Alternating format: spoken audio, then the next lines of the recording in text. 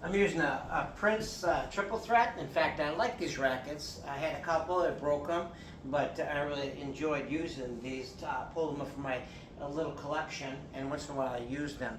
Now I've been using a hula hoop where I can go like this and practice going up the Ferris wheel. But a lot of times when you have players, what they do is they hit the ball and then they pull down. Okay, and they pull down, and it's okay. And so I took a ruler and realized how people realize that the net's 3 feet in the middle, a little higher in the side, 3.5.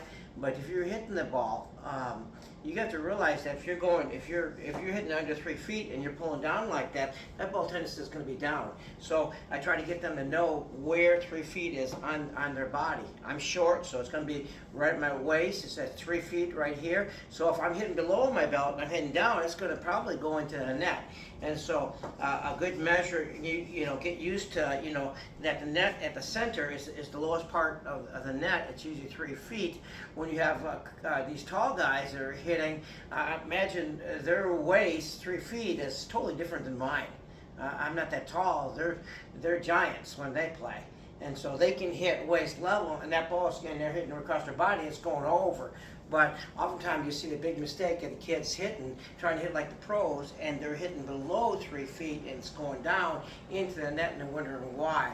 So a lot of times, on this here, I just put a bar going across. Now, when you're hitting, make sure that you're higher. Okay, and so I don't know how you're going to put it. Sometimes I get kids that use an iron board, and I have them push balls across. Okay, and so it's higher than 3 feet. It's usually, for them, it's a little bit higher, so they're hitting higher. So get used to practicing up here. If you notice that you're building up your strength then, okay? If I'm up here hitting, that ball is going to go over, okay? And then I can go down if I want to. But you see how high I am? I'm over 3 feet. This is 3 feet here, okay? This is much higher. And so if I'm hitting like this, I'm going in linear motion, that ball's going to go over.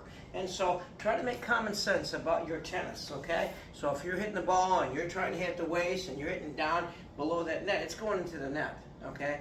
You wonder why you're not hitting that ball over. It's going to net all the time. That's why. And so practice, up here, and practice, linear, okay? It's a great way. And if you have to, find some way you can practice. Set a bar up, when you go to places and you see something that's higher than 3 feet, then that's a good way to practice, okay? There's a linear motion, okay? And so here I have a lifting motion, okay, that Ferris wheel type, okay? And next one, I'll actually get a circle, and I'll stand in the circle and go around, but I want to make sure that I'm at least 3 feet high in the center. And then when I'm going down the line, I have to make sure that, I'm hitting the ball a little bit higher and going forward, okay? Or I'm hitting more up. And so that's why I got the hula hoops here. So I'm practicing that Ferris wheel motion, lifting up, coming up, okay? It's a great way of practicing. And then once I come up, you see the 3 feet? You see the 3 feet here? The ruler, 3 feet. And so here, then if I want to, I probably can go over. But the idea of somebody hitting down here and going here, that's going right into the net. And so think of these concepts. I hope this is helpful in practicing. Be creative when you practice.